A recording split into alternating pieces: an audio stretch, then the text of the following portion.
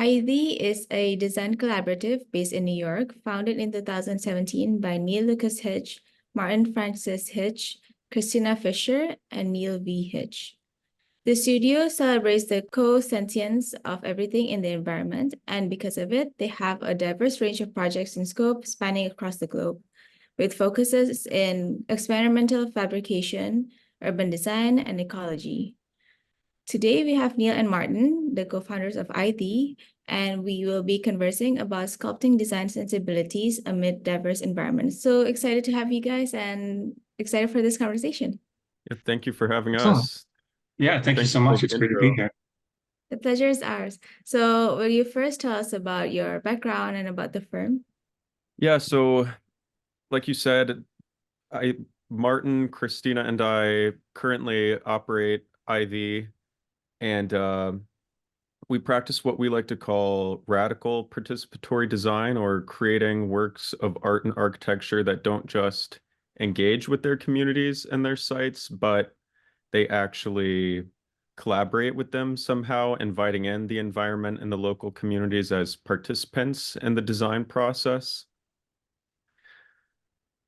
I think, yeah, when the firm started, it was a kind of very organic process. Like you said, Martin and I and our dad, Neal V. Hitch, were working on projects together. I was working on projects with Christina separately, and Martin and I also had some collaborations, and eventually we just organically turned into a design firm that now Martin, Christina, and I have been operating kind of as a standard practice for the last 5 or 6 years.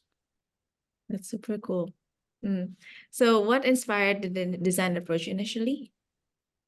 I think a big part of it is kind of, to Lucas's point, was born really organically, and one of the kind of instigating projects that we all were kind of collaborating on initially was a project in Budapest with this group called Hellowood.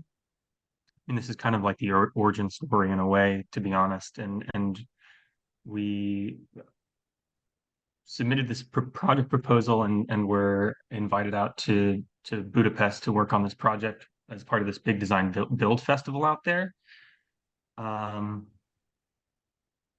And I think that there was just something really inspiring about this group of people that we met out there, and seeing kind of projects run in this way. Hellowood is this group that does these like really large scale wooden art installations. And I think it kind of opened our eyes to a way that a practice ran that was really different than the models that we'd seen before. And I think we all just walked away from it really inspired, and kind of developed this sensibility for how, like we kind of said a little bit in the intro, but how you can really kind of design and build something in a way that kind of involves multiple constituents and really kind of brings these groups together, whether that's like builders or fabricators, or in that case student groups. But also thinking about kind of, now we think about the way that the site is able to kind of collaborate with the projects almost in the same way. And one of the founders of Hello would always kind of had this catchphrase where he would say, what we're really like, he would always say, build a community. Like, that's really the thing we're building, build a community. And I think that kind of became a mantra for us in a way as well, and became kind of a rallying cry that we found to be particularly inspiring, and we've tried to kind of carry through a lot of the work that we've done since. I think also a large part of our kind of design sensibility comes from like an affinity or commitment to conceptual design, kind of less in its architecture buzzword meaning, but more in its kind of proper historical meaning, thinking about like creating works of art where the idea is as important as what gets built, or the ephemeral is as important as the physical. And I think if you look at our portfolio and boil it down, what's left is kind of this conceptual underpinning. Maybe kind of trying to marry this like highly conceptual underpinning with these design build concepts as well, because I think that maybe that's part of what makes our practice somewhat unique, is that we do have this affinity for and this commitment to conceptual works, but at the same time we have this commitment to construction and making and designing things to be built at full scale. So to me, there's something really interesting about how do you build in a way that kind of conceptual underpinning is really legible when it's built and is able to kind of like exist independently of. Yeah, I'm sure it's also a continuous process, right? You go back and forth, you keep enhancing Absolutely, yeah. it, and then how you build it. So it's really nice to hear that. I really like the fact that how you build your firm around collaboration, right? So I'm curious, how do you navigate cultural diversity and local context in your designs? Yeah, I think one thing that's interesting about our firm, or maybe unique about our firm too, is that we're working often in diverse and different locations than we're used to, different communities and different environments, but we're also a lot of times working with diverse teams. Like we've participated in a lot of these design build festivals in Hungary and LA. And basically these organizations we partnered with, they'll kind of invite us to build an art installation and then provide us with a team of international students. So oftentimes these teams we're working with have come from all over the world to participate in this project. And I think what I've learned working in diverse places with diverse teams, kind of this baggage that this kind of perceived baggage of like having differences. Once you start working together on a common goal, all that kind of falls apart and you realize the important thing is just communicating to each other and communicating with the people where you're building. And I think something I've learned working on these projects. And how has exposure to diverse urban environments or outside of it influenced your design sensibilities?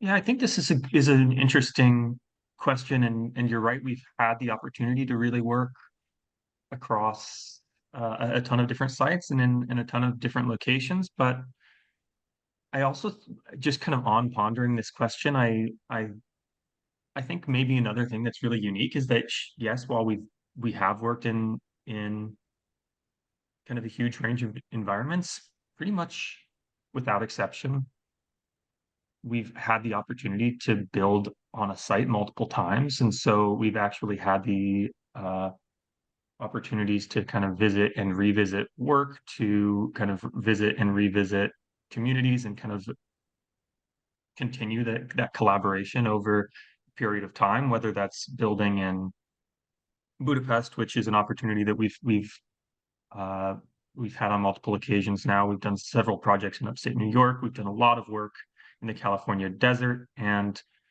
uh, really, I think that kind of creates a unique relationship with those sites, especially when you're able to go back and see completed work, uh, finding new life or finding uses that maybe you didn't expect. That also, as the office scales, to get to kind of return and build projects at a kind of increasingly large scale. So think about the California desert as being kind of a really location and a site that's kind of really close to us. We all lived in the California desert for some time when we were growing up and had the opportunity to kind of build a lot of our early work there. And uh, but then most recently, we just completed a residential remodel and addition in Joshua Tree or in Yucca Valley, just outside of Joshua Tree. And I don't know, I just think there's something really interesting about kind of really getting to know a site to really,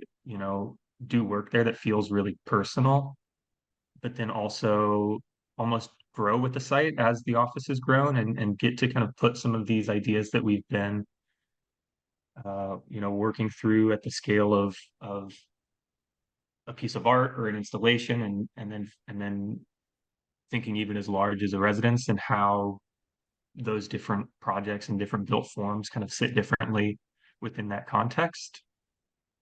And so yeah, I think that maybe that's that relationship to site I find to be kind of rewarding, I suppose. Yeah, I think to add on that, a lot of times in our projects, especially on our more experimental projects, the site or the environment has a pretty direct impact on the architecture. So I'm thinking of like a project like Ghost House that we completed in the desert in California, like Martin was talking about, which basically the idea was to soak these large canvas sheets in glue and drape them over these wooden frames, and then they froze into solid objects while blowing in the wind. So it kind of creates this specific snapshot of a moment in time, but also invites in the environment as an active participant in the design. So the structures were literally kind of formed by the wind patterns and the environment. That's super cool. In what ways do you integrate sustainable practices like innovative techniques or technologies to minimize environmental impact? I think the biggest, I mean, I think for us, the biggest way that this kind of finds itself in our work, especially because much of our work kind of, I'm trying to think of the best way to say this. I think really what I'm trying to say is I think that the biggest way that it shows up in the work is through material experimentation and exploration. I mean, a lot of our projects have kind of taken the form of these kind of large scale installations that almost function sometimes primarily as material experiment, but are definitely interested in kind of pushing the boundaries of materiality and experimenting with new and unconventional materials. And so we've done projects that are, we've done a lot of projects working with earth and rammed earth and kind of thinking about building with a resource that's available on the site. But we've also done experimentation with paper construction, and Lucas is kind of in the process of some experiments with like biomaterial and biocomposites. But I think that like intense interest in materiality and in material innovation and in kind of experimentation in that regard, I think uh, is kind of a big driver of the way that we think about sustainability in the context of our work. Yeah, and in addition to running the practice, I'm currently researching at Cornell University. Martin teaches at Arizona State University. Kristina and I used to teach at Texas Tech University. So I think this kind of research-driven approach or academic approach is also somehow directly influencing the practice. And yeah, especially this kind of material research and research into computational design and design technologies and how those are implemented in design ecosystems. Yeah, I'm sure it's really nice also to have, you said earlier that most of your projects are like direct to the communities and to the environment, and to see those materials actually put on site and have that direct back actually to, the effectiveness and also what can be improved. It must also be a really nice thing. Definitely. Will you share with us a project of yours or past experimental fabrications that successfully embraced and celebrated cultural differences? Yeah, so I think one thing that we try to do with our firm, like every time we get a new project, for us, it's not an opportunity to like impose or implement our ideas kind of top down onto a site or onto an environment or people. Rather, we like to kind of think of it as an opportunity for us to learn and be educated by a given community. So I think in a lot of our projects, the kind of material idea especially is driven by site, yes, and also the kind of historical and cultural building of a place. So I'm thinking an early project of ours, the Ocotillo Observatory built in the Imperial Valley in California, was basically this large observatory built out of straw bales and stucco. And it was entirely community funded. We organized community volunteers to build it. And then we were working with some experts in the area who do stucco on straw bales to kind of teach us and teach the volunteers how to use this technique. So I think in this way, it was really successful at kind of engaging with the community and with a different kind of method of construction that we were used to, and an opportunity for us to really learn from the community and from the environment and from the history of a place. I think too, another project we just completed half of a house. So This was in Hungary. The basic idea behind the project was to build half of a rammed earth house and then design it in such a way that the formwork for that half of the rammed earth house could be kind of flipped over and repuzzled back on the other side of the structure to finish the house. So this is a kind of conceptual idea that was also driven by like emerging computational tools to design it. But at the end of the day, it was a rammed earth house, and we had never worked with this material at this scale. It's kind of a traditional material of the area. So again, this was like an opportunity where we were kind of being educated in the process as we were building it. And yeah, I think that's a kind of special or unique way the firm can operate. Additional project that comes to mind, and maybe this is because it's a project that we're in the midst of developing now, but we've recently uh, we just were kind of awarded this commission for uh, a series of public art projects like outside of Des Moines, Iowa, in a town called Bondurant around the Lake Patoka, which is this kind of existing man-made lake in the center of their city. And that was a kind of an interesting process and proposal because it really wasn't a community that we knew very well. And we kind of went through a process of kind of trying to understand the desires of the community, and especially in the context of the public art, or especially kind of in the context of a public park, and ultimately developed a proposal that I felt really kind of embodied this relationship both to the community in terms of the program, but then also in relationship to the site and the way that we chose to design each of the projects kind of with the site in mind as a collaborator. And so the idea with the project was we it kind of became this series of 5 installations or 5 public art pieces around this like mile-and-a-half lake. And each of the individual proposals basically received a program as if it was a room in a house. So one of the installations is the living room, one of them is the dining room, one of them is the foyer. Each of the installations kind of tries to tie this relationship back to this kind of hyper locality, I suppose, and almost function as an extension of the living space, which I think was an idea that really resonated with the community there. And then furthermore, thinking about the ecology of the lake and thinking about this relationship to, the lake being kind of, in this case, this man-made lake, but that's then become really a vital part of the local ecology. And how do we kind of design a structure that kind of embodies that same tension? And so the design of each of the structures is then somehow influenced by water kind of as a collaborator in the design. And so the project that we're sort of proposing first is a series of rammed earth walls. This is the project called the dining room. It's the series of rammed earth walls that are then partially eroded through kind of a water erosion process. So then the walls can be 3D scanned and have these tables kind of fabricated to kind of perfectly fit these kind of eroded forms of the earth wall, so that each of the projects you see them and you understand this relationship to the water. You understand water kind of as a collaborator in the design process. And so I just think that that was a project too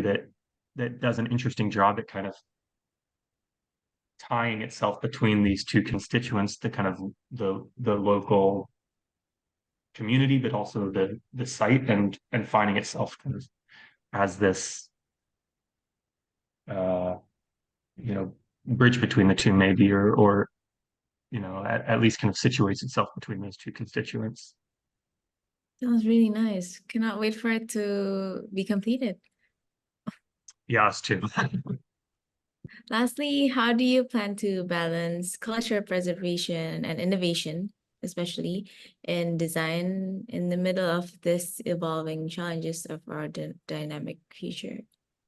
I think one thing we've been kind of really interested in the past few years is this concept of combining emerging technologies insofar as it can, or embracing emerging technologies insofar as they can bolster kind of historic, sustainable building technologies or organic methods of construction. So we just did a project last year called Java and Jam, and the idea here was to basically supplement historic wattle and daub construction with autonomous construction technologies. So wattle and daub is made from like these woven sticks that has mud plastered on top of it.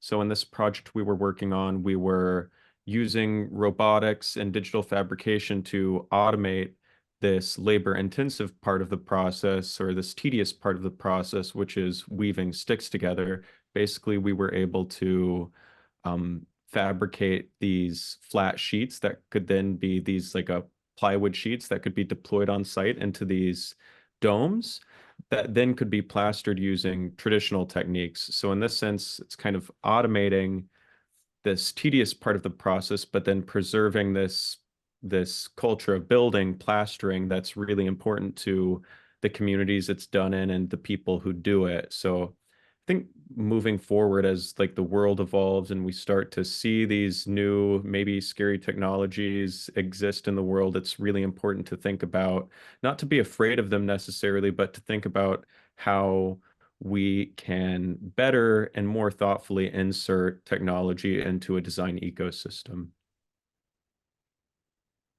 Do you have anything to add, Martin? No, I think that was pretty beautifully put. I think another way that I think about it too, kind of like we said earlier with our design approach, I think that we really do see each project as this opportunity to explore some kind of new conceptual idea or material. And I think that is why we're able to kind of engage the local in kind of an interesting or compelling way. And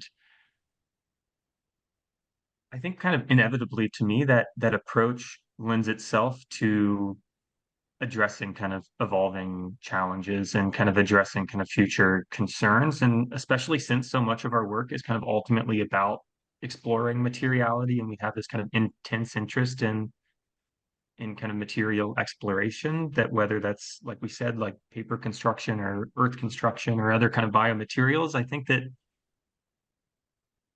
one challenge is kind of how we continue to scale those ideas and kind of push the boundaries of those material concepts. But I think our interest in those kind of like low impact materials, but maybe pairing them with these more kind of complex construction techniques is kind of an interest kind of for exactly the reasons you're describing, kind of thinking about